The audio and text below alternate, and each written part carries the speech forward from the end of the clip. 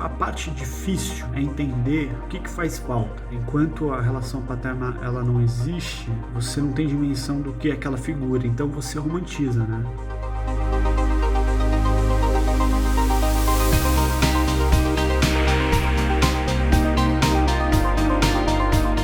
Olá, eu sou o Dig, eu trabalho no Quebrando Tabu, eu sou diretor de vídeos e de documentário e produzo conteúdo para a internet e fui convidado pelo Sampa Talks e pela Tegra para falar um pouco sobre abandono paterno, aproveitando o Dia dos Pais. Eu acho que a parte difícil é entender o que faz falta. Enquanto a relação paterna ela não existe, você não tem dimensão do que é aquela figura, então você romantiza, né? Você enxerga nos outros o pai que você queria ter, você projeta planos de se tornar o pai que você queria ter, e muitas vezes a presença do teu pai biológico não seria tão interessante para o seu desenvolvimento, mas você não tem noção disso, você só sente uma falta, um vazio, um buraco que não é preenchido por nada. Ele faz muita falta, sim, a presença paterna e cria muitas dúvidas e inseguranças, né?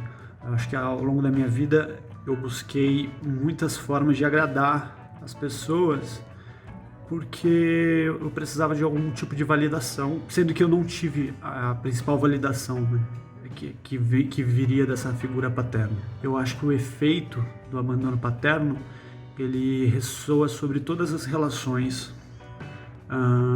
E de maneira muito íntima ele cria um buraco que ele não vai ser fechado com uma paternidade, ele não vai ser fechado com um relacionamento, ele só vai ser fechado com muito entendimento e muita busca de tirar primeiro entender que o teu pai ele não é o santo nem o demônio, né? Que a gente coloca nossos pais nesses lugares.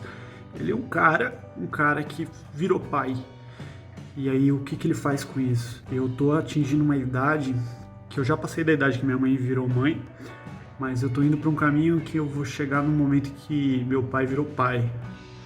E eu tô ansioso para chegar nesse momento em que meu pai virou pai, para olhar e pensar como é que tentar estar no lugar dele um pouco, sabe? A terapia me ajudou muito a tentar enxergar eles como pessoas mesmo e tirar eles desse lugar tão fantasioso que desde criança a gente vai colocando nossos pais nesses lugares, né?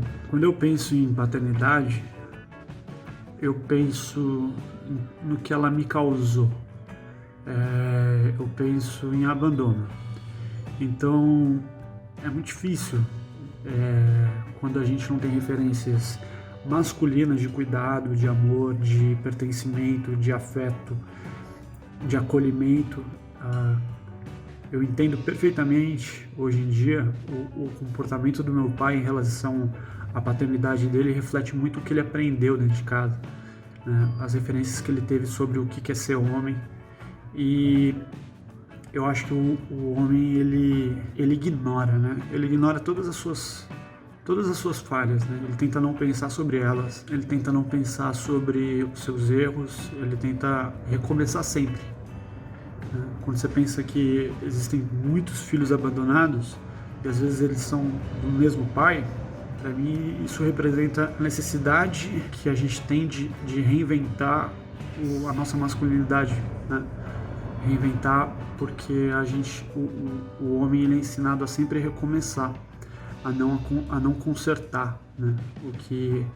Ou então a não rever, ou não pensar sobre isso.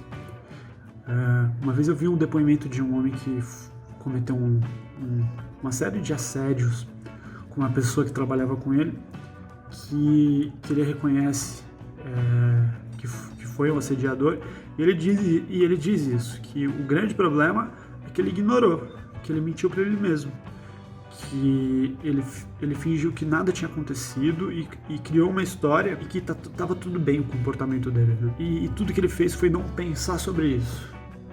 Eu acho que se a gente começar a pensar, mesmo que incomode, vai incomodar é bom, a gente vai começar a enxergar que a gente está errando, né? Eu acho que hoje em dia eu replico e expresso o abandono que eu vivi, muitas vezes por medo de ser abandonado também, e isso é um sintoma, né? É um sintoma do abandono. A minha luta agora é para tentar ser alguém melhor do que meu pai foi.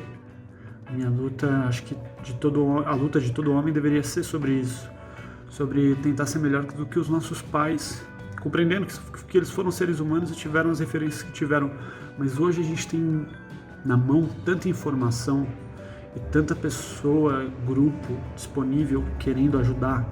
Existem vários grupos de homens, existem vários filmes, livros sobre isso.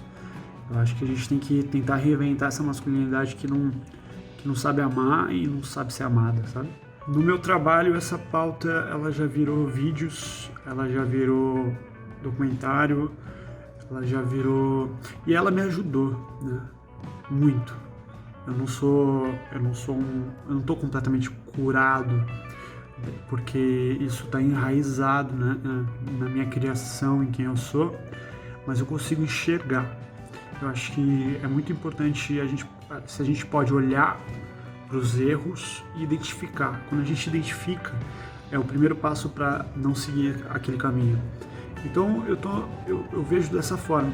Quando eu comecei a falar sobre masculinidade, eu esbarrei em paternidade, e aí isso me levou a ter várias conversas com diferentes amigos e pessoas do trabalho. Muitas pessoas ao meu redor vivenciaram o abandono afetivo paterno. Quanto mais eu falo com pessoas que trabalham com os homens, que trabalham com a masculinidade, eu entendo que esse tema ele é muito importante. Ele coloca os homens em outro estado de espírito, porque eles não querem errar. Eles vão errar, mas eles não querem. E aí, no momento, eu entendo que ser acolhedor, e mesmo com quem errou, sabe? Com quem abandonou, é importante. Porque recentemente eu fiz um trabalho onde eu conversei com vários homens adultos que são pais e foram abandonados.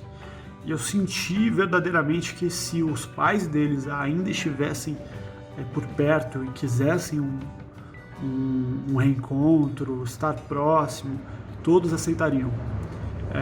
Eu não tenho a possibilidade mais de encontrar meu pai, ele faleceu, não tive condições de falar com ele quando ele ficou doente, mas para mim, se eu tivesse a oportunidade hoje de ter uma conversa, de estabelecer algum tipo de contato, eu tentaria. Por mais difícil que fosse, por mais distante que eu sinto honestamente que em vida nós éramos de mundos completamente diferentes, mas teria feito diferença, principalmente na terapia.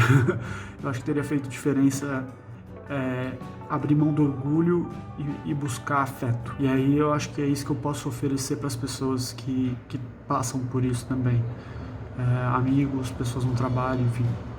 Eu acho que é possível mudar o comportamento, mas isso depende do sujeito, não depende da família nem dos filhos. Eu acho que o que a gente pode fazer é trazer informações e propor para ele, né, uma paternidade diferente, mais ativa, mais presente, afetiva. Eu acho que quando o homem ele começa a entender que isso é possível, ele pode mudar de ideia e isso vai fazer alguma diferença. Eu acho que trazer informações de que homens que são mais presentes na paternidade vivem mais e são mais felizes pode ser um incentivo para isso, e com o tempo o homem vai entender o quanto aquilo é valioso para a vida dele, mas isso depende do sujeito. Então não acho que dá para erradicar o abandono, mas a gente pode construir uma masculinidade mais afetiva. E isso talvez faça alguma diferença. Isso vai levar gerações, mas o primeiro passo é conversar. O primeiro passo é trazer informações. O primeiro passo é ter alguns homens presentes. Eles vão formar jovens meninos e falar sobre isso. Eu acho que falar sobre paternidade tem que ser tão importante quanto falar sobre maternidade, né? Enfim, e aí quem sabe a gente possa ter histórias muito diferentes por aí.